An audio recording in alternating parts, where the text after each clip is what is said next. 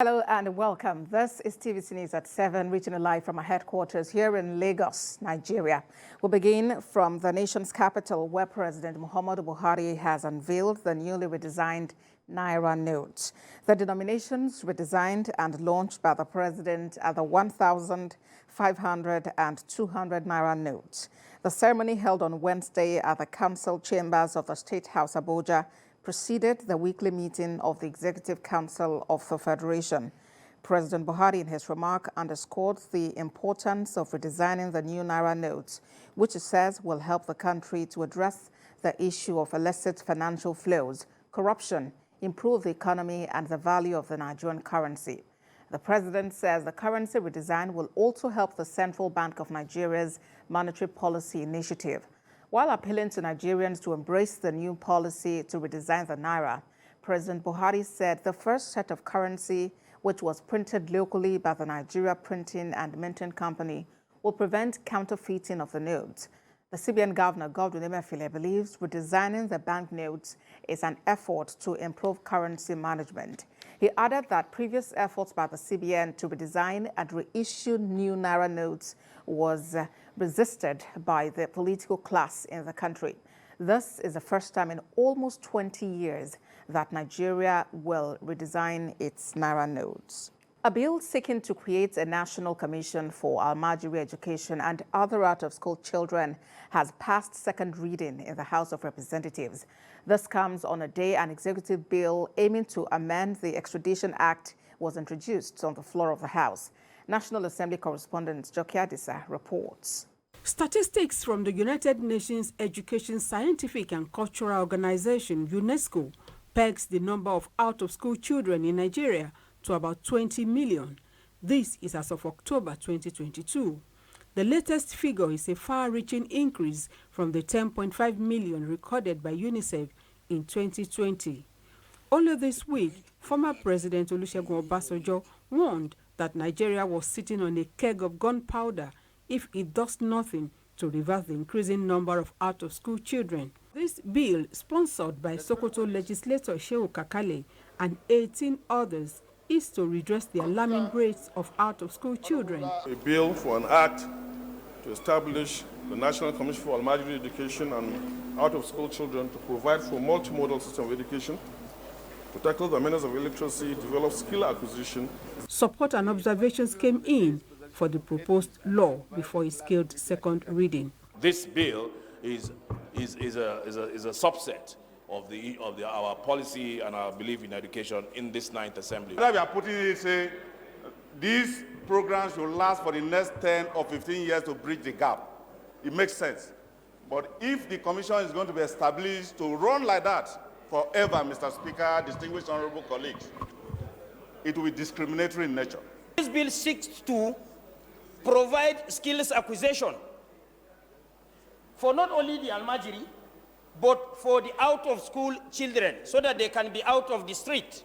A motion of urgent national importance by Odo lawmaker Timenya Delegbe, adopted by the House, has caused a probe into the activities of a Dubai-based company, Webfontaine, and its information technology infrastructure contracts with Nigeria. Widespread report of network failure, also known as downtime, which sometimes lasts for more than 4 days, is a regular occurrence, leaving freight forwarders with humongous backlog of demurrage, thereby trapping thousands of containers in the process. The House resolved to investigate the activities of the company between 2006 and 2020. The federal government has now taken steps to amend the Extradition Act as a bill to that effect passes first reading. Joke Adisa, TVC News, Abuja. Counts down its 93 days to Nigeria's 2023 general election. The local organizing committee of the APC presidential campaign rally, scheduled for Lagos this Saturday, has assured that it will be peaceful. Ademola Lawrence reports. Addressing the media, the LOC chairman of the campaign rally, Ganiu Solomon, said members of the APC and general public are expected at the venue of the rally, Teslim Balogun Stadium in Surulere, in their thousands. According to him, the popularity of Asiwaju Tinubu is not in doubt, coupled with the fact that the resident of Lagos had had a taste of good governance when he was their governor. Members of our great party and members of the general public because of the popularity of our presidential candidate, Asiwaju Bola Ahmed Tinubu, who has remained the most consistent, the biggest contributor, and the most visible democratic icon since the advent of this dispensation in 1999. For the party chairman in the state, the rally is a homecoming for the former governor of the state. The candidate himself has become a household name in Lagos State and in Nigeria generally. So we are not restricting the number, or we are not ruling out any number.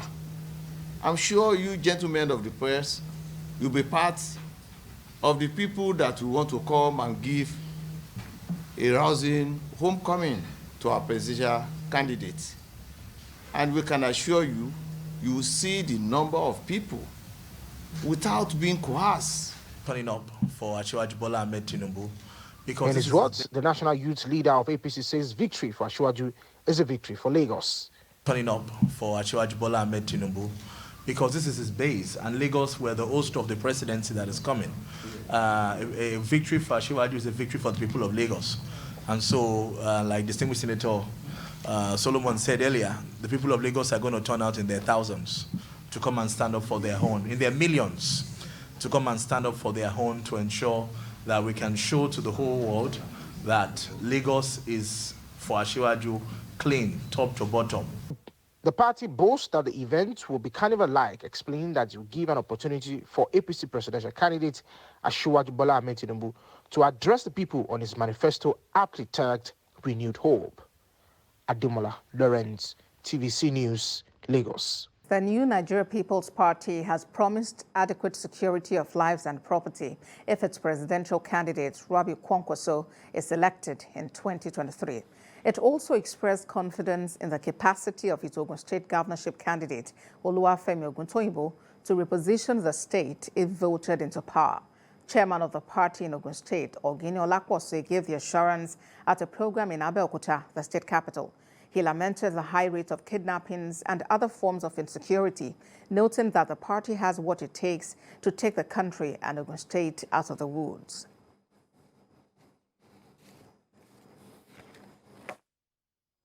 Never had it so bad. Today, kidnapping is so rampant on our express road. We want to assure our people that the government of New Nigerian People's Party, through our programs, we are going to stop this menace by making sure that there is peace.